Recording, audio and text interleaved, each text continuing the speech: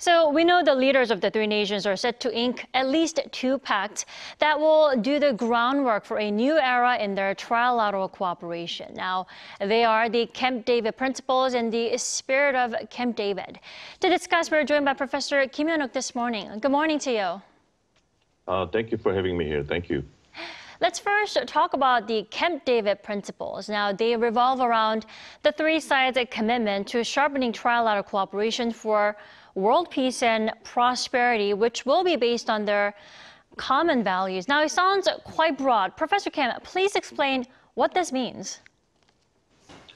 Well, I think this is a pretty generic principles for trilateral cooperation, I think. As you said, it's Camp David principle. So the document itself, I think, would deal with why do we need trilateral cooperations? What is the objective? And what is the guidelines for the trilateral cooperations? So I think, as you mentioned, the document, the Camp David principle, I think will pretty much include, the purpose of the trilateral cooperations, like the world peace, the rule of law. Maybe they would also agree upon the principle that they object to any kind of changes of status quo by strength. And they also emphasize the importance of territories and sovereignties, things like that. So this is a principles of trilateral cooperation that will be applied to a ongoing meetings and ongoing cooperations of three countries. Why do we need it? What are the guidelines for the ongoing trilateral cooperations now and in the future? I think that will be the purpose of this document. Right, pretty much reinstating their alliance and cooperation, focusing on their core values, mostly regional peace, global peace, and also prosperity overall, right? Yes. Now, the White House person in the United States also mentioned that the trilateral cooperation before this summit and after this summit will be a totally different. This will be another new normal after the summit meeting. So I think they thinking of a different type of trilateral summit, which is completely different from the past. Sure. Now, we have one more, the Spirit of Camp David, which will include their joint statement, reportedly. Now, basically ringing the bell for a new era, like you mentioned, of their trilateral partnership. How do you think they'll actually fulfill their vision of extended deterrence, joint drills, and economic security? I think, the spirit of the Camp David document, I think, is pretty much more like a joint statement and joint statement after the summit meeting.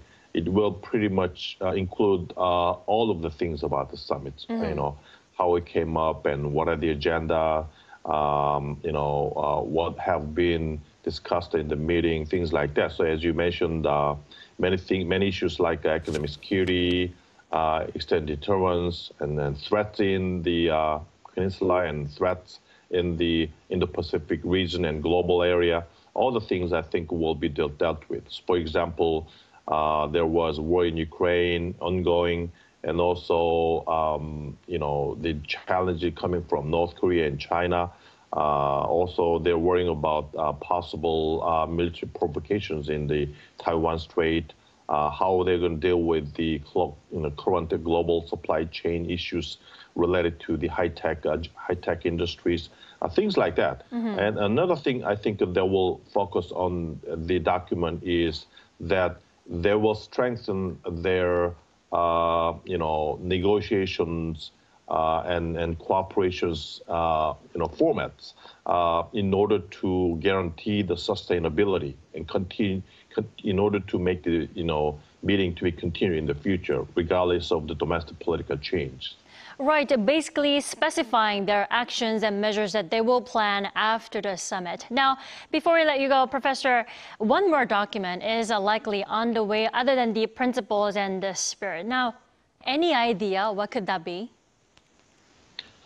Well, this is my personal guess, but Right. I think it will be about the extended deterrence, trilateral extended deterrence, because After the summit between U.S. and South Korea, they came up with creations of Nuclear Consultative Group, NCG.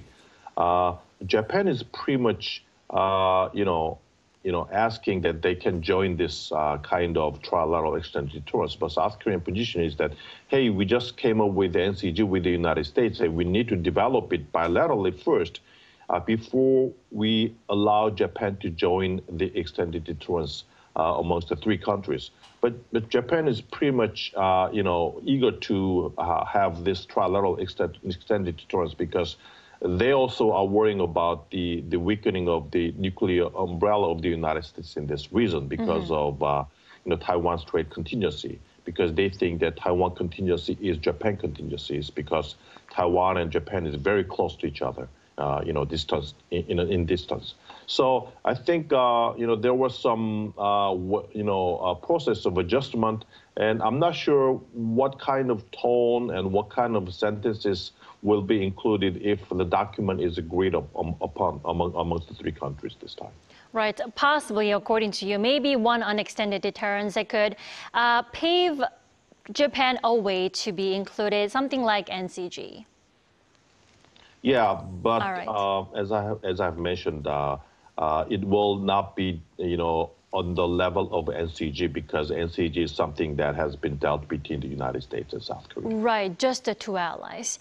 All right, we appreciate you joining us. You have a good day. Thank you very much.